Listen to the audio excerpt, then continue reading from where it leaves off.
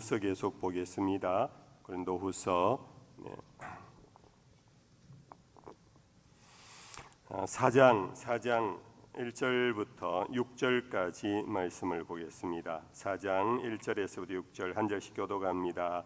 그러므로 우리가 이 직분을 받아 긍휼하심을 입은 대로 낙심하지 아니하고 부끄러움의 일을 버리고 속임으로 행하지 아니하며 하나님의 말씀을 혼잡하게 하지 아니하고 오직 진리를 나타내므로 하나님 앞에서 각 사람의 양심에 대하여 스스로 추천하노라. 만일 우리의 복음이 가리었으면 망하는 자들에게 가려진 것이라.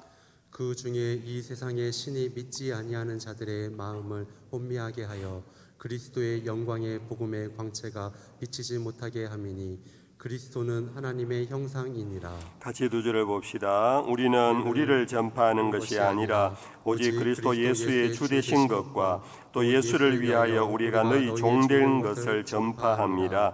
어두운 데에 빛이 비치라 말씀하셨던 그 하나님께서 예수 그리스도의 얼굴에 있는 하나님의 영광을 아는 빛을 우리 마음에 비추셨느니라. 아멘. 코로나 여파로 우리 금요 기도에 참여하는 두려움이 많은 것 같아요. 오늘 또 빈자리가 많은데 또 오신 우리 모두에게는 하나님의 은혜가 가득 넘치기를 축복합니다. 오늘 이 본문의 말씀에서 5절을 요절로 삼아 봅니다. 5절 말씀 우리 같이 한번 읽어볼까요? 우리는 우리를 전파하는 것이 아니라 오직 그리스도 예수의 주 되신 것과 또 예수를 위하여 우리가 너희의 종된 것을 전파합니다. 사도 바울은 갈라디아서에서도 그랬고 고린도 전서에도 그랬고 그의 편지에 늘 공통적으로 강조하는 것은 자기를 감추고 예수를 높이는 것, 이 사도 바울의 신학이고 믿음이고 또 편지의 공통된 특징입니다. 편지를 쓰는 목적이 자기의 이야기를 하려고 하는 것이 아니라 하나님의 말씀을 전하려고 하는데 항상 포인트가 있고 그것을 위하여 최선을 다하는 그런 모습을 보이고 있습니다. 5절에서도 마찬가지로 우리는 우리를 전파하는 것이 아니라 오직 그리스도 예수의 주 되신 것을 전파하는 것이다. 이 말씀은 결국 무엇이 깔려 있겠습니까? 주변에 자기를 전파하는 선생들이 굉장히 많았다 하는 겁니다. 당시의 유대의 교도 아주 유명한 랍비들이 많았어요. 그 랍비들이 디아스포라 흩어진 유대인들을 위하여 곳곳에 회당을 세웠어요. 그 회당에는 아주 위대한 랍비들 중심으로 유대인들이 나그네 생활의 위로를 받고 또 토라를 배우고 거기에서 또 예배하고 이러한 것은 사실은 유대 랍비들이 시작한 것이 아니고 이미 그 시대 사회가 헬라 시대인데 헬라의 철학자들이 한 일이었거든요. 이 철학자들이 자기 이름을 내걸고 이른바 아카데미, 학당을 곳곳에 많이 세웠어요. 가장 많은 곳이 이제 아테네에 이 철학자들의 학당이 굉장히 요즘으로 말하면 대학이 그들의 이름으로 세워진 대학이 굉장히 많았던 거예요. 그래서 사도 바울이 다니는 곳곳마다 행간 속에 우리가 느끼는 것은 도대체 너는 누구냐? 너는 어디에서 왔느냐? 이 바울의 무명, 그에게는 철학자의 이름도 없고 그에게는 유대의 랍비의 이름도 없는 무명의 사람이 여러 곳에 다니면서 사람들에게 강론을 하는데 적지 않은 사람들이 감동을 받고 적지 않은 사람들이 그가 전하는 것을 믿고 따르는 현상들을 보면서 이곳저곳에서 저는 누구냐 도대체? 저 뭐지? 이런 소위 반발심들 혹은 방해자들이 많이 나타났어요. 그래서 사도 바울이 우리가 앞부분에서 봤던 것처럼 사도 바울은 자기를 전하려고 한 것은 아니고 자기를 세우신 예수 그리스도 하나님을 전하려고 하는데, 그분이 나를 세웠기 때문에 나는 이 일을 한다, 그런 의미에서 자기 사도성을 굉장히 변호를 했어요. 여러분들, 사도라는 이 말 자체의 의미를 아시지? 아포스톨, 보냄을 받은 대변인이라는 뜻이에요. 대사라는 뜻이에요. 당시 유대 랍비들이나 철학자들은 자기 이름으로 간판을 내걸고 회당이나 학당을 세웠지만은, 바울은 항상 나는 보냄을 받은 사람이다, 내가 주인이 아니다, 그것이 바로 사도라는 말이에요. 우리는 지금 사도 그러면은 이제 대단한 참 그리스도의 복음을 전파하는 초기 기독교회의 대표적 지도자라고 우리는 그렇게 이제 알고 있지만은, 당시에는 사도라는 말이 고유 대명사가 아니었어요. 고유 어떤 직분의 어떤 이름, 알려진 그런 것이 아니었어요. 그냥 설명체였어요. 나는 보냄을 받은 사람이다. 나는 어느 당의 당수가 아니고 대변인에 불과하다. 나는 내가 주인이 아니고 주 되신 분이 따로 있다. 그분이 나를 세웠고 그분이 나를 보내어서 여러분들에게 간 것이다. 여러분들, 제가 이것을 길게 설명했지만 이것이 오늘 우리에게도 있는가 생각해 봐야 합니다. 솔직히 제가 이제 목회자로서 우리 목사들이 먼저 생각해 봐야 돼요. 우리 목사들이 조금만 박수를 받으면은 목사님들도 자기 이름으로 간판을 내거는 경우들이 많아요. 그렇죠, 여러분들? 그것이 이제 심할 때는 이제 교주들이 되잖아요, 교주들이.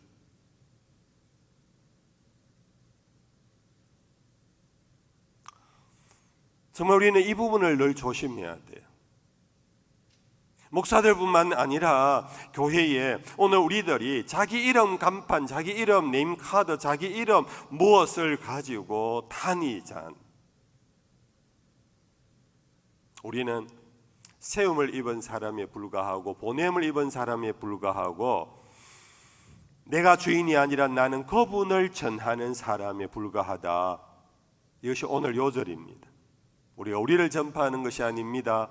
우리가 전파하는 것은 오직 예수 그리스도께서 주님이시라는 것, 그분이 주인이라는 것, 그분이 하나님이라는 것, 그것을 전하고자 저희들은 지금까지 다니며 목숨 걸고 다니고 있습니다. 저와 여러분들, 우리 교회가 이러한 사도성을 갖고 정말 주님만 드러내는, 주님만 전하는 우리 모두가 되기를 소망합니다. 모든 일에 있어서 자기를 감출 때 하나님은 우리를 더 사랑합니다. 나를 드러낼수록 하나님은 사실 우리를 좀 하나님 마음을 제가 이렇게 표현해서 될는지 모르겠는데 우리를 보시고 웃으실 거예요. 사도 바울은 이제 이것을 가지고 이렇게 말씀을 했잖아요. 1절에 우리가 이 직분을 받아 긍휼하심을 입은 대로, 이 직분은 긍휼하심을 입어서 하는 거다. 용서받고 하나님의 의롭다함을 받고 우리는 이 직분을 수행하는 것이다.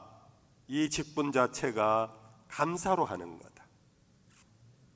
예수님께서 나를 용서해 주셔서 나는 당신을 핍박하는 예수 믿는 사람 잡으러 쫓아다녔는데 그분이 나를 긍휼히 여기셔서 나를 당신의 종으로 삼으시고 오히려 당신을 전하는 사람으로 삼으시고, 이것이 우리 모두의 태도여야 합니다. 그럴 때 하나님은 우리를 더 사랑하시고 우리를 더 높여주십니다.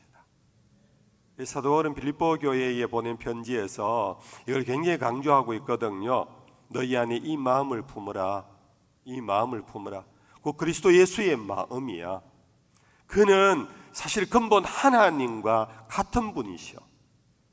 근데 그것을 취하지 아니하시고 자기를 비어 종의 형체를 가져 사람의 모양으로 나타나셔서 십자가에 죽기까지 그를 보내신 아버지의 뜻에 복종하셨어.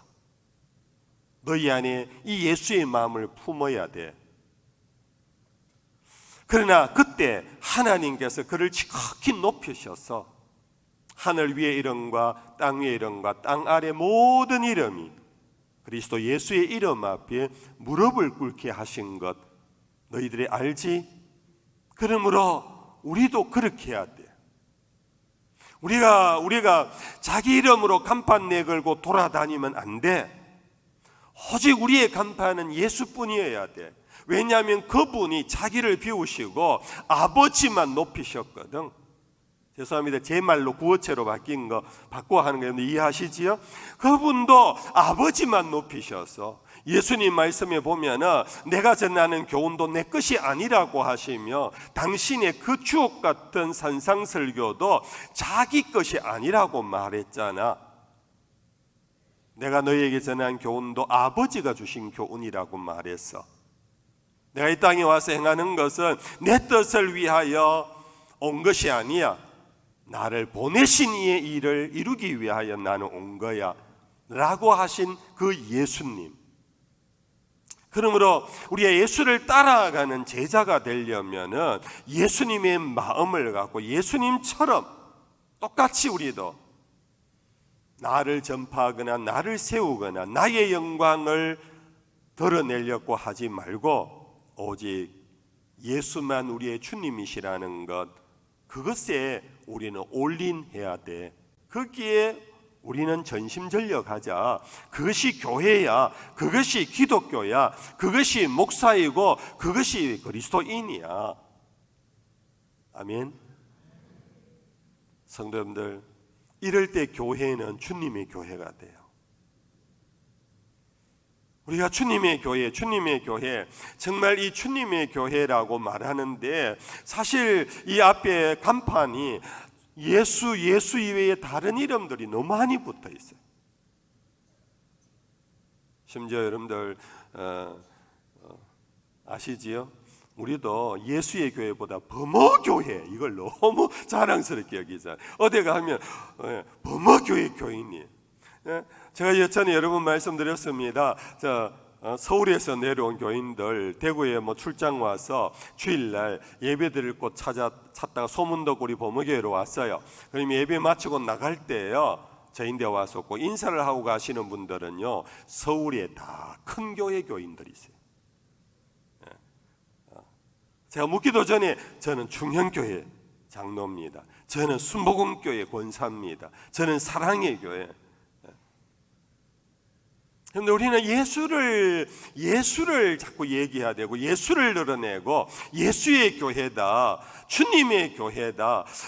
물론 여러분들 우리는 알아요. 범어교회 교회라고 해서 주님의 교회 아니라는 건 아니에요. 그런데 이게 우리에게는 버릇이 되어버려 있어요. 이 버릇이, 습관이 우리의 사고를 계속 그렇게 만들고 우리의 행동을 또 그렇게 만들어가는 힘이잖아요. 우리는 늘 생각해야 됩니다. 사도 바울이 오늘 말씀한 것, 우리는 우리를 전파하는 것이 아니라 우리 주 되신 예수 그리스도께서 주님이시라는 것, 그것을 전파하는 것입니다. 그리고 한 가지 더 전파한다면 우리는 이름을 내걸, 간판을 내걸 만한 그런 랍비, 그런 철학자가 아닙니다. 우리는 오직 예수님 때문에 여러분들의 종이 된 것, 그것을 자랑할 뿐입니다. 이게 5절의 내용입니다. 여러분들이 아무리 저분의 전하는 복음은 정말 깊도다, 정말로 높도다, 정말로 심오하도다, 저분의 가르침은 정말 세상의 철학이 아니야, 하늘의 음성이야. 그래도 그 말을 여러분들에게 전하는 나는 위대한 선생이 아닙니다. 여러분들을 구원하려고 하나님이 저를 보낸 여러분들의 종이라는 것뿐입니다. 5절에 두 가지예요. 두 가지. 우리가 우리를 전파하는 것이 아니라 예수 그리스도께서 주 되신가, 우리는 여러분들의 종이라는 사실을 전할 뿐입니다. 이 두 가지만 되면 교회는 교회가 돼요. 교회가 교회되기 위하여 비전 센터가 더 필요하고 무슨 그런 것들이 아니라 정말 이 두 가지가 있느냐 없느냐 하는 거예요. 예수가 주 되심을 마음껏 선포하고 마음껏 자랑하고 입만 열면 예수 예수 예수. 그분은 우리의 메시아, 그분은 우리의 왕, 그분은 우리의 하나님, 그분은 우리의 구세주. 그것으로 가득한 교회. 그러면 당신은 누굽니까? 우리는 이것을 전하는 여러분들을 섬기는 종입니다. 이러면 이제 교회는 교회되는, 우리 보목교회가 그런 교회가 될 수 있기를 소망합니다. 그러면서 여러분들 2절 말씀에 이런 말씀이 있어요. 이에 숨은 부끄러움의 일을 버리고 속임으로 행하지 아니하며 하나님의 말씀을 혼잡하게 하지 아니하고 오직 진리를 나타내므로 하나님 앞에서 각 사람이 양심에 대하여 스스로 추천하노라. 이 숨은 부끄러움의 일을 버린다. 이걸 보면 도덕적인 어떤 뉘앙스를 풍기지요. 숨은 부끄러운 일, 남 모르게 내가 도덕적으로 험이 있는 것, 물론 그것도 의미해요. 근데 문맥 속에 보면은 이 숨은 부끄러움의 일을 무엇으로 표현하냐면 그 다음에는 속임, 거짓이라는 거짓. 그리고 하나님의 말씀을 혼잡하게 하는 것. 그러니까 철학자들도 유대 랍비들도 이 거짓 서성이라는 거예요. 거짓 서성은 뭐냐? 거짓말하고 돌아다니는 것이 아니고 하나님의 말씀을 혼잡하게 한다. 이 혼잡하게 하는 것은 다른 성경에 보면은 신화를 잡고 신화화 만드는 거예요. 신화화. 하나님의 복음을 잡고 스토리로 만들고 신화로 만들어서 사람들이 오히려 혼잡하게 되는 거예요. 거기에서 거짓이 자꾸 생기고 오해가 생긴다. 우리는 그런 부끄러운 일 하지 않는다. 그러면 부끄러움의 반대는 뭐냐? 오직 진리를 나타낸다.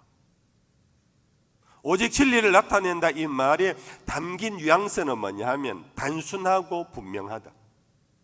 내가 전하는 것은 복잡하지 않다. 여러분들에게 신화같이 그렇게 꾸며서 거짓으로 말하는 거 하나도 없다. 내가 전하는 복음은 명쾌하다.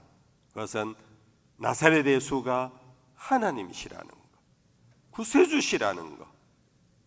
이 고린도전서 1장에 나는 십자가의 도 외에는 사람의 어떤 말로도 나는 가르치거나 표현하지 않는다. 오직 나는 십자가의 도밖에 없다.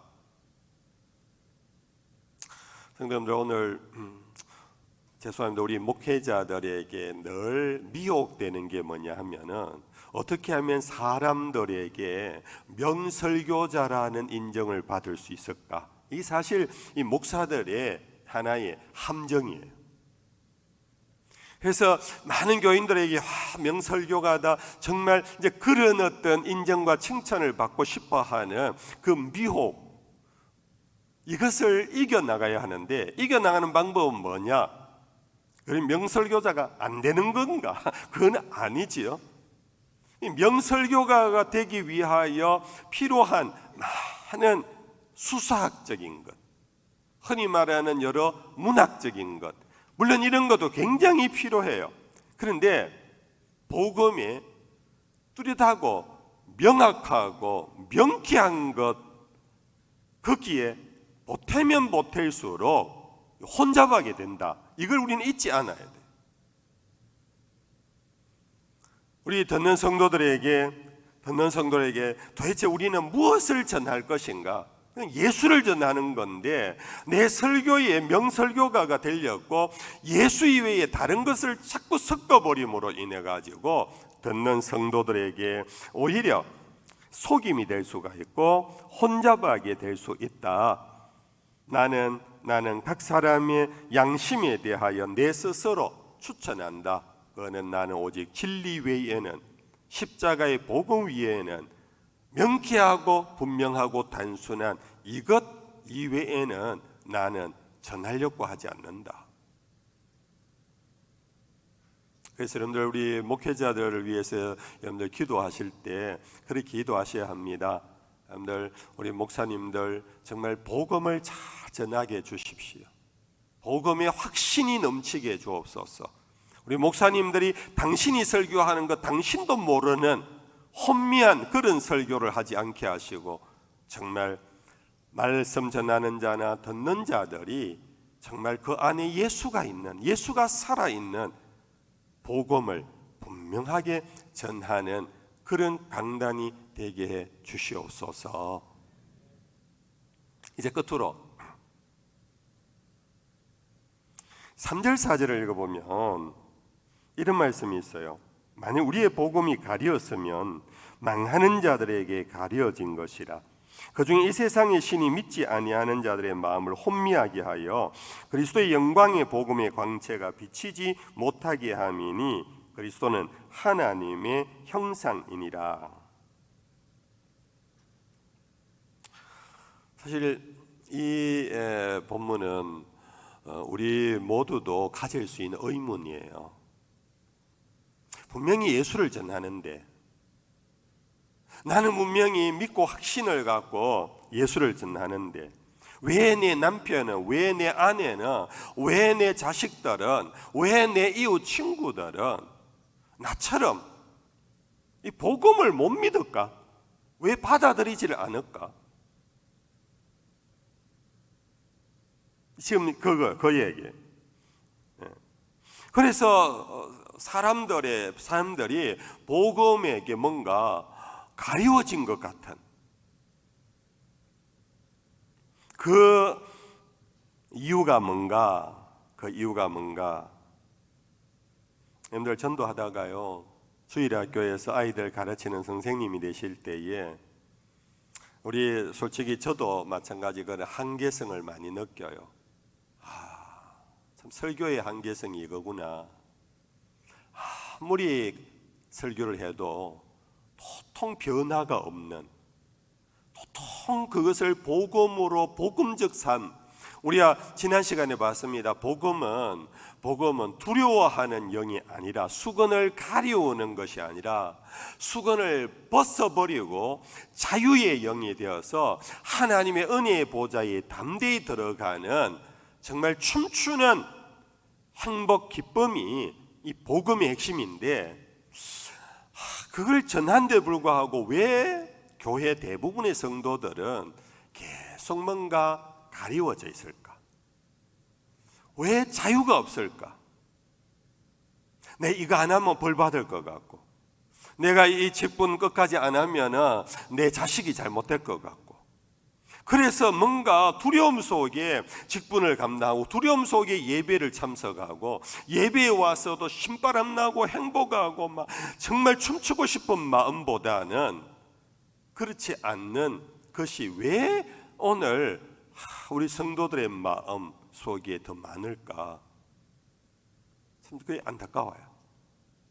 우리 교사들도 그런 생각 들 때가 있을 거예요. 전도할 때에도. 그래서 사도 바울은 고린도전서 1장 18절 말씀에 이렇게 돼 있어요. 한번 같이 읽어볼까요? 같이 읽어봅시다. 십자가의 도가 멸망하는 자들에게는 미련한 것이라. 십자가의 도가 멸망하는 자들에게는 미련한 것이다. 미련한 것이라는 말은 풀리시, 바보스럽다, 그런 말이에요. 멸망당한다라는 것은 누굽니까? 하나님으로부터 택함받지 못한, 버림받은 사람. 쉽게 말하면은 내 설교를 했는데도, 내가 이렇게 가르쳤는데도, 내가 전도했는데도 뭔가 한계 속에 그 바깥의 사람들은 왜 그런가? 왜 그런가?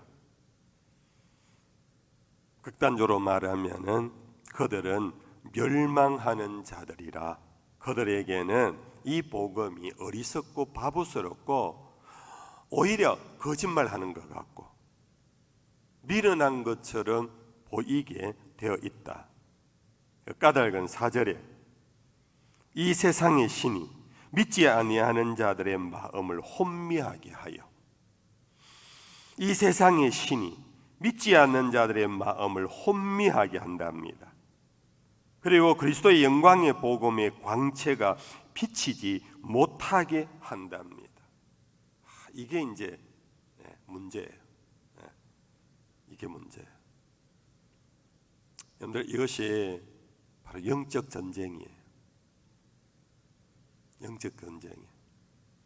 하나님의 말씀이 나에게 올 때에 누군가가 자꾸 막아버려요. 거기까지 안 가도 된다. 그렇게 하면 네 광신도 된다. 그렇게까지 헌신하지 않아도 된다.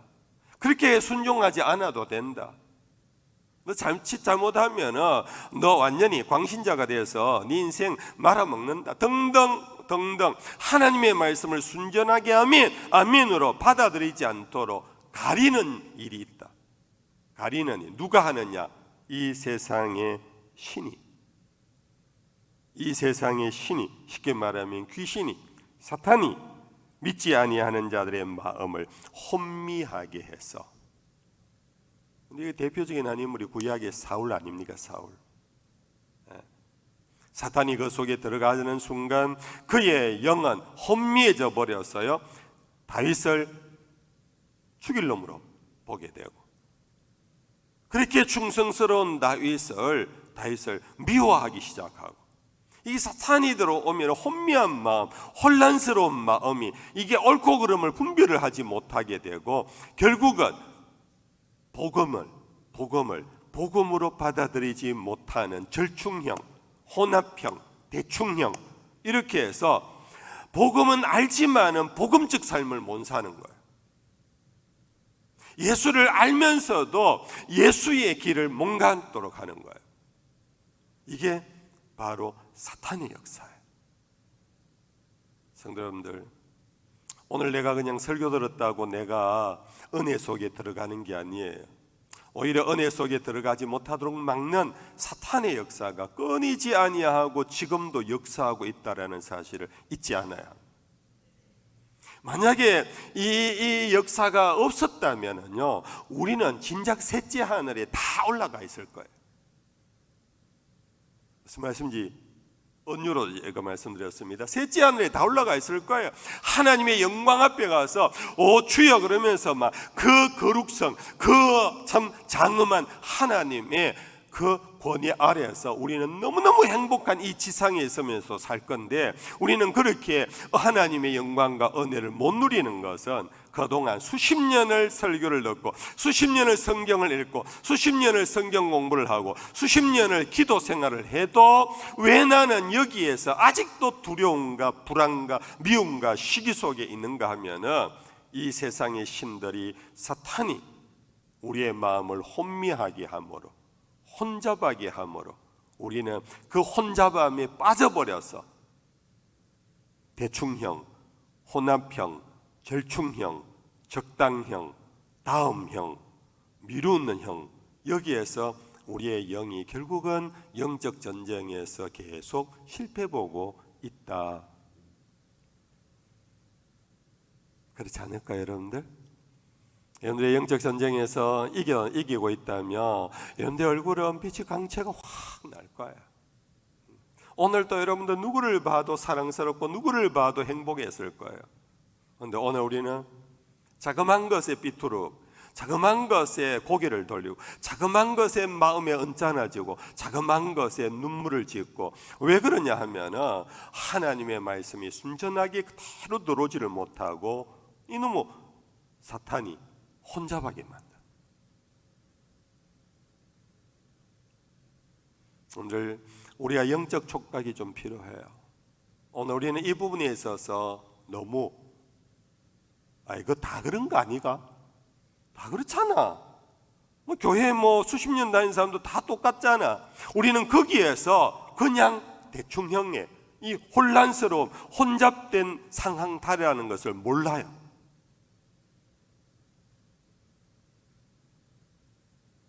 오늘 교회가 예수의 승리에 그 부활의 동산을 잃어버리고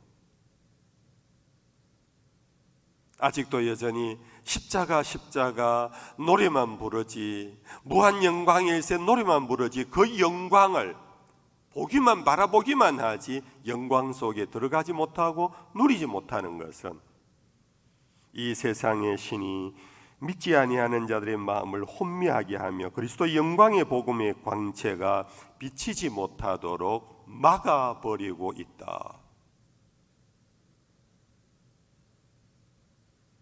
깊이 오늘 기도 시간에 생각해 보십시오. 사탄이 그리스도 안에 있는 하나님의 광채를 나에게 온전히 비치지 못하도록 막아버린 걸 내가 모르고 그동안 살아온 것은 아닌가.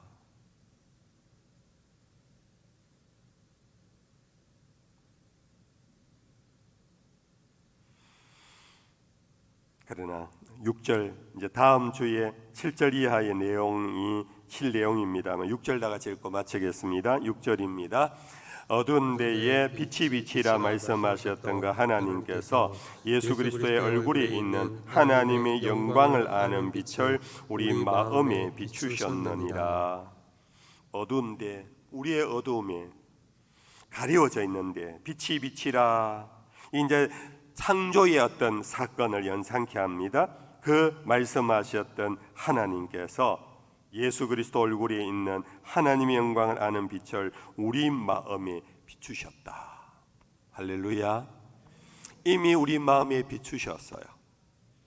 이미 우리 속에는 이 영광의 광채가 들어왔어요. 중요한 것은 사탄이 또 가리우려고 하고 있다는 것입니다. 이게 이제 영적 전쟁입니다.